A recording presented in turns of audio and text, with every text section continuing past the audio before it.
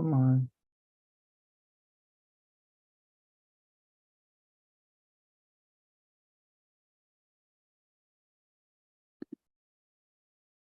All right, cool. And let's go back over here.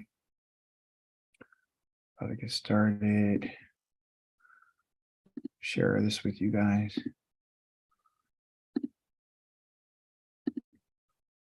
All right, cool. Start video. Oh, it's me. Okay, everything's being recorded. No. All right. All right. So this Torah portion is Real Quiet wants to get in. Cool. This Torah portion, everyone, is going to be dealing with judges. Can you see my screen? Yes. Okay, so it begins in chapter number 16, as you know, verse number 18. And it's telling them that they need to appoint judges and officers for all their gates in their cities, and Yahweh your Elohim is giving you tribe by tribe, and they are to judge the people with righteous judgment. What do you and I understand about what he means by righteous judgment? What do you think he's talking about?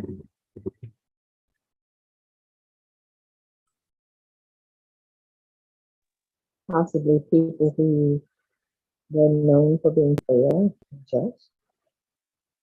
Well, yeah, it's about pursuing justice.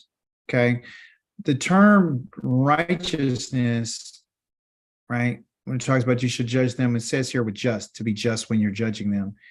What it's talking about right here is this word zedek.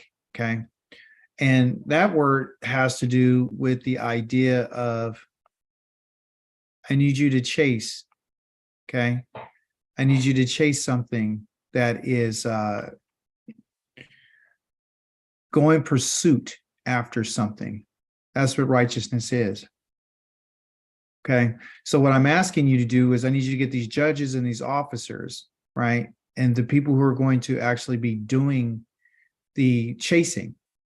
And what they're chasing after is that which is going to be, they have here just, but it means to be righteous, meaning that at the end of the pursuit, there is a balance of justice that has happened for the children of Israel. Okay. The reason for this is because the Most High himself is their king, and he wants them to pursue this. Okay. And he's pursuing it for everyone who lives in the community, whether they're, rich, poor, popular or unpopular, right? So it says here, number 19, lo, meaning lo, thate, meaning that I don't want you to, it says pervert there, but really what it means is I don't want you to extend out the justice. Okay, I don't want you to bend outside of the what you would call the right or the straight path that I said before. There's only one true way of doing something right. It has to be straight all the time. And so when he uses this word about extending, he's talking about going outside of the path. Like if you notice, he always tells them, I don't want you to go to the right and I don't want you to go to the left. I just want you to stay straight. And so righteousness for us has to do with this idea of chasing something, but also too is to make sure that everything stays on the right path and make sure that everything stays straight.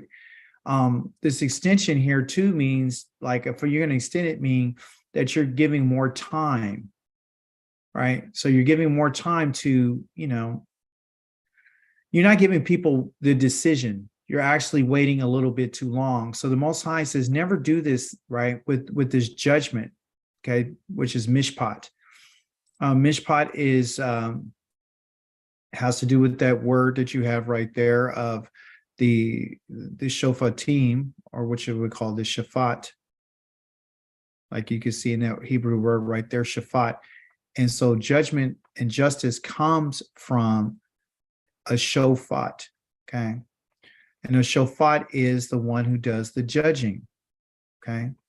We're going to go more in detail, I believe, on Shabbat about all the different types of judging. We have gone over it before, but of course, that's what the Torah cycle is all about, is to bring us back to understand about what we're talking about when we're dealing with judging. But just a little smidget of it, this in particular judging of them is not something that is looking for a plead between anybody. They're not pleading on someone's behalf. They're actually looking for the right decision.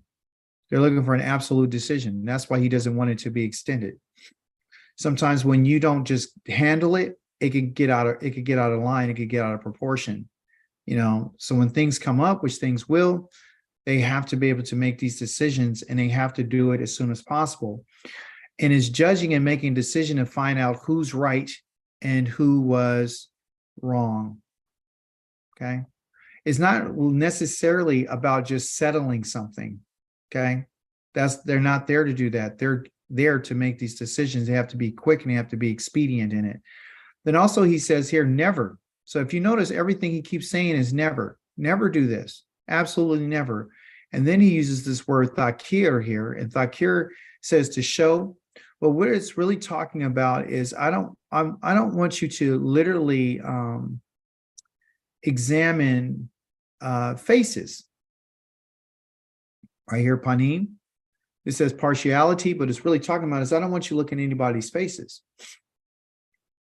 And somebody tell me why. Why doesn't he want you to look at someone's face when you're judging them?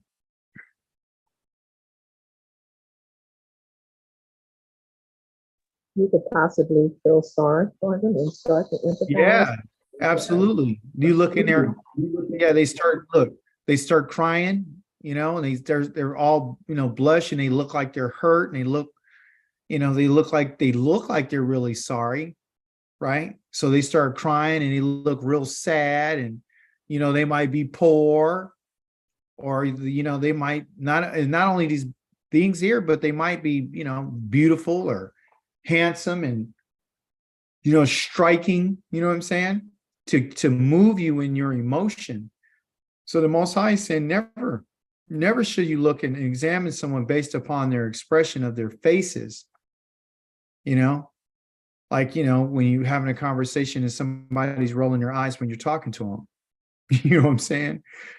Or they look like, well, like what?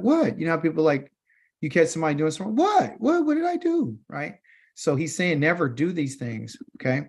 Which the Most High is letting us know that he is never going to look at our face.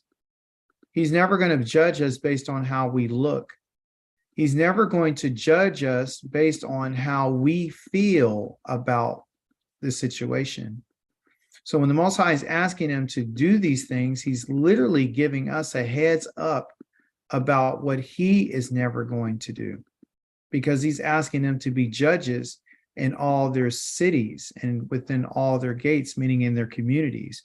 So we have this idea of never here and never here. Okay, look what we got again. And never tikak. I don't never want you to take a shokad. Okay. And a shokad is what they call a bribe, but it's really a gift. Right. So I don't want you to bend. I don't want you to, look at faces, and neither do I want you to take a gift. Okay. Never want you to take a gift, because the gift does something to the eyes. Okay. Because that's how you're going to make these decisions. You're going to make these decisions based upon what your eyes see. So the hashokad, it's Yahweh, it blinds you. It causes you to be